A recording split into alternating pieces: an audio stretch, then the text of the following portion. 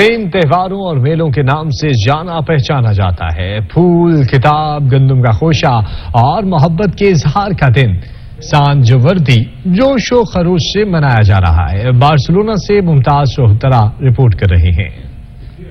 سان جووردی کے تہوار کے موقع پر سڑکیں کتابوں اور گلاب کے پھول بیچنے والے سٹال سے بھری ہوئی ہیں۔ رواں سال بک سٹالز میں 11.5% اضافہ ریکارڈ کیا جا رہا ہے۔